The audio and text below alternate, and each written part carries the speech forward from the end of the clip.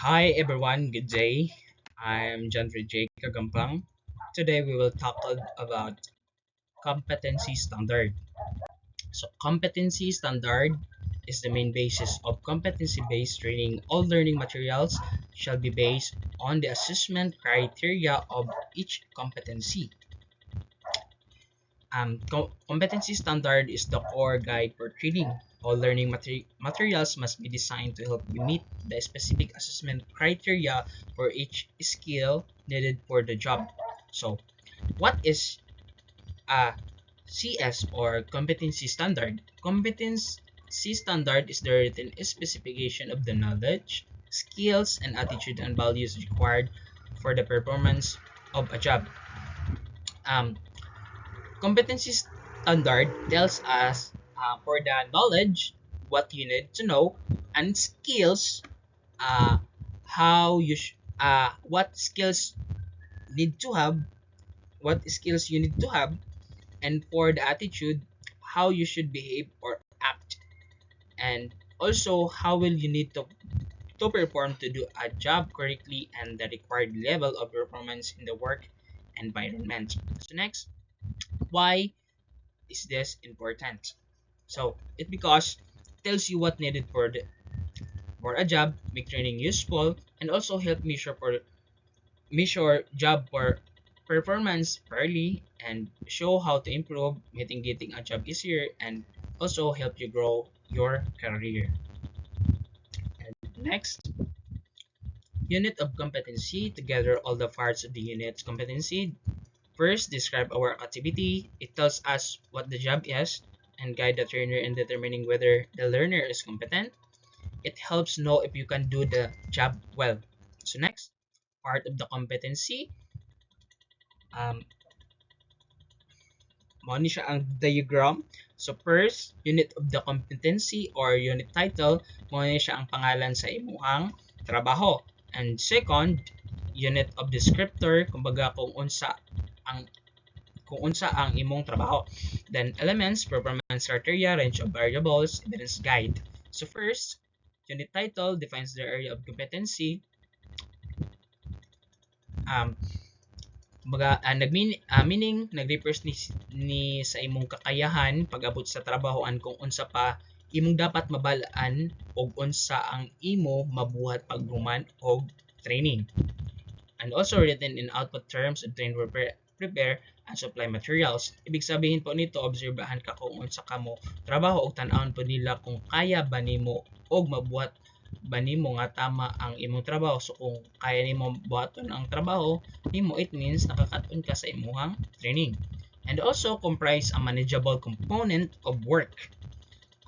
Nag-focus lang ka sa usa ka trabahoon para dili ka malisudan og mas dali ra ka makakaton. So sa madaling salita po, ang unit title ay ang pangalan sa trabaho nga itudlo sa imuha, kumbaga diri lang sa kana parte ay hado nga nanan, kumbaga dahan-dahanon ka sa trabaho para mas dali ka makabalo o dili ka maglibog. So next, unit descriptor. First outlines what is done in the workplace. So meaning it tells you kung unsa ang imong trabaho na buhatonon nimo. And also expand on information on the title, meaning it gives you more information tungkol sa trabaho kaysa sa mismong pangalan or title sa imuhang trabaho. And also clarifies scope and intent of the unit, meaning it tells you kung ano ang kailangan mong matutunan para sa trabaho, and also helps to differentiate competency with similar titles, meaning sa description makabalot ta kung unsa ang atong trabaho o pagkakaiba sa bawat trabaho. So sa madaling salita po, ang unit descriptor, it tells us kung anong trabaho, kung ano ang iyong gagawin ug unsa pa ang atong matun-an. Next, elements and performance criteria. Elements describe in output terms the function that a person who works in a particular area of work is able to do. And for performance criteria are evaluative statement that specify what is to be assessed and the required level of performance. Sa elements and performance criteria, lahi-lahi na sila po. Ang elements nag-determine sa imong output or unsa imong gibuhat, while ang performance criteria is naga-evaluate sa imuhang gibuhat. Halimbawa, sa elements, ang elements paugason kag plato, then ang performance criteria siya na dayon ang ga-evaluate kung tarong or dili ang imong pagkatrabaho sa paghugas nimo sa ato. So, next, elements. First, building blocks of unit competency, meaning dapat kabalo ka kung unsaon nimo pagtrabaho. Tungod kay kabalo na ka unsaon nimo pagtrabaho o kabalo ka unsaon paghimo, like for example kana magkabit bitaw taog wires kanang kanang kabalo na ka saon pag-install og tama nga pagkabit. So it means kay kabalo man ka, so kaya na nimo matarong ug mas confident ka sa imuhang trabaho. So ayan na siya. And also describe in outcome terms function that a person who works in a particular area of work is able to perform. It tells us kung ano yung kayang gawin nating trabaho. And also describe action or outcomes that are demonstrable and accessible and which the candidate must attempt. Meaning, di lang basta kay kaya ko to, kundi ganito ko gagawin at ganito rin ang resulta. Example na lang, naghimo kag DIY tas naa na kay nahunanaan, so it means kaya na nimo buhaton. Pero dapat di lang kay kaya nimo siya buhaton, dapat mugana siya og tarong sab ang imuhang DIY. So elements sa madaling salita nag-determine siya sa imong trabaho, sa imong output nga dapat kabalo ka og dapat nahimo nimo o dapat napagtanayan jud mo kanang najud kay resulta. So next, number 5, performance criteria specifies what is the assessed and the required level of the performance. So meaning it tells us kung na part ang i-check og unsa ta kamaayo diri na part. Then second, precise standard of the competency. Kumbaga dapat masunod jud ang rules, dapat tiyak jud ka para maabot nimo ang criteria. And also covers all the components or dimension of the competency. Kumbaga example, imong DIY nga gihimo, kumbaga imong DIY nga gihimo kanang nahimo na siya, dapat ana i-check jud na siya tanan, kanang dapat okay ba ang pagkahimo og useful ba, tapos kung mugana ba jud siya. And also focus on evidence to prove the competency evaluative statement, meaning dili lang kay kaya nimo, dapat sab naa kay skills jud nga nagpakita nga kaya nimo, like diploma or experience. Halimbawa na lang nagbuhat kag DIY tapos human nimo, so tapos na human na, so it means na kay skills ana, tapos mugana pa gyud siya and okay siya og mugana jud siya og then napud siya kung din malinaw sab ang purpose ani sa imong DIY, then para mailhan sab sa imong teacher nga ikaw jud ang nagbuhat sa imong gibuhat nga DIY. So ang imong gibuhat nag-documentary ka, like video or pictures. Sa madaling salita po, ang performance criteria mao ni ang batayan kung unsa imong gibuhat o para may balaan kung unsa ka kamaayo mo trabaho. And next, range of variables. Describe the curriculum or context in which the work is to be performed. Ibig sabihin kung saan mo gagamitin ang skill. And also defines the boundaries within which the unit of competency applies. it tells us our limitation pag-abot sa trabaho. Kung dapat ang responsibilidad sa trabaho. Kung aharataman nga responsibilidad dapat nato sa ato ang trabaho. And also range of situation that should be the focus of assessment, meaning diri nimo mabal-an kung unsa na sitwasyon or trabaho ang dapat nimo pagtuunan jud ng pansin. And also relates the unit of competency as a whole, meaning dapat di lang ka nakapokus sa isa ka trabaho, dapat sa tanan nimong responsibilities mapukusan jud nimo. Example, nagdungag kag rice tapos nagluto sab kag sudan nga sabay dapat nga sabay. So dapat di ra ka mag-focus sa luto og sudan, dapat tan-awon pud nimo ang rice kay basin masunog or mapagod nga na ba. And also allows for insertion of specific knowledge and enterprise requirements. Kumbaga sa trabaho dapat na kay own nga sistema para mas mapadali ang imong trabaho ka ng systematic ba.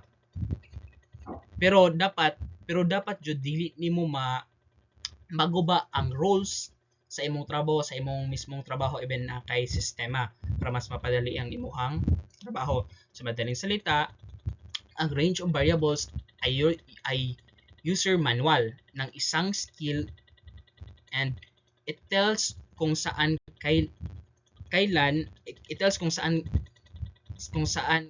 kailangan, paano at bakit mo dapat gamitin ang skill na iyon.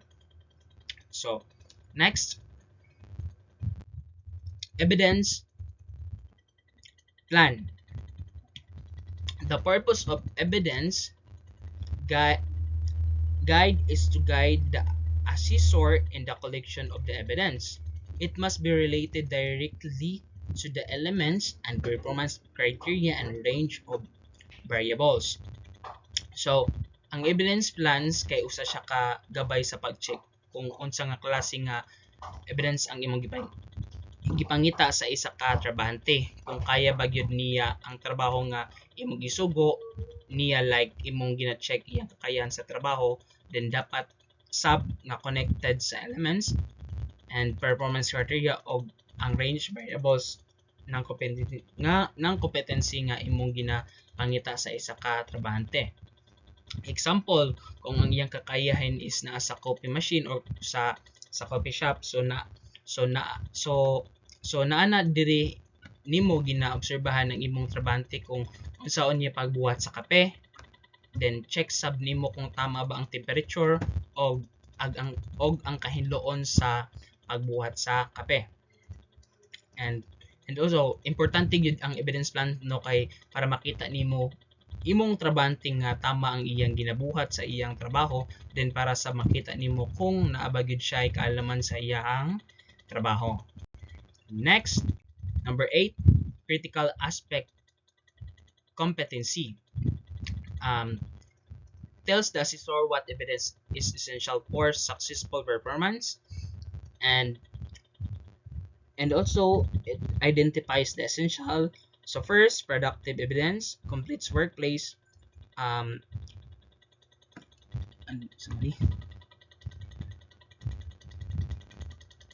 serving specification,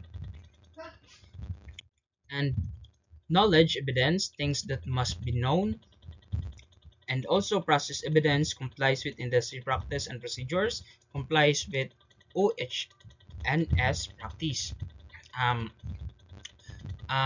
Ginapakitaan ni nga part kung unsa nga evidence ang pinaka-importante para mas ma-prove gyud nimo nga ang isa ka trabahante nimo kay naa siya kaalaman, kakayahan o kailangan pud niya ipakita ang iyang kakayahan how to process sa iyang trabaho.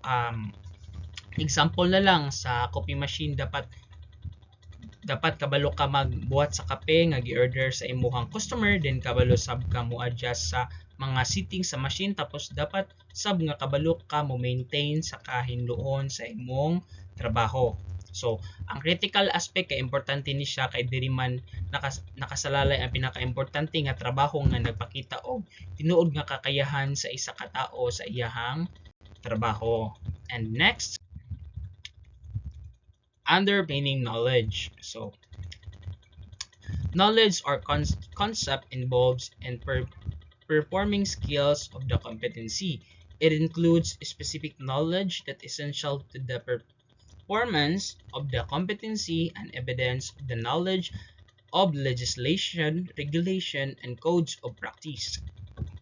Um, the diri ang nga part kay ginapakita ni ang saktong nga mga information o mga ideas nga dapat kabalo ang isa ka trabahante para iyang mabantayan og ayo ang kaligtasan bitaw ng isang pag-abot sa mga buhatonon. Example, example na lang sa coffee shop, sa coffee machine, kay sa kapihan nagtrabaho. So dapat kabalo sa mga klase-klase nga kape. Dapat kabalo ka sa ilang textures para dili ka mamali og hatag sa imong customer. Then isa pa dapat kabalo ka sa temperature sa imong pag brew sa kape. Dapat sab dili ka damak nga pagkatao, dapat hinlo imong trabaho.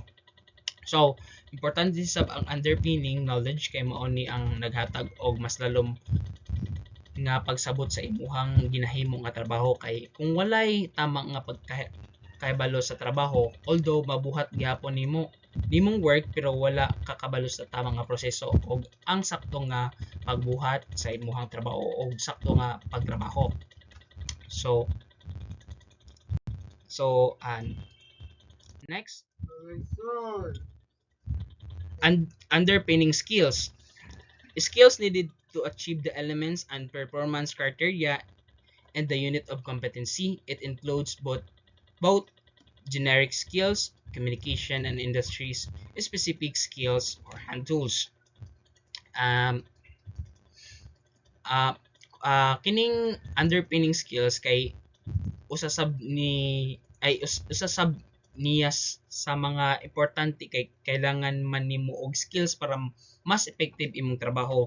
Dapat naa kay communication skills para sa imong mga customer. Then dapat naa kay skills sa mga coffee machine how to operate. Example, dapat yun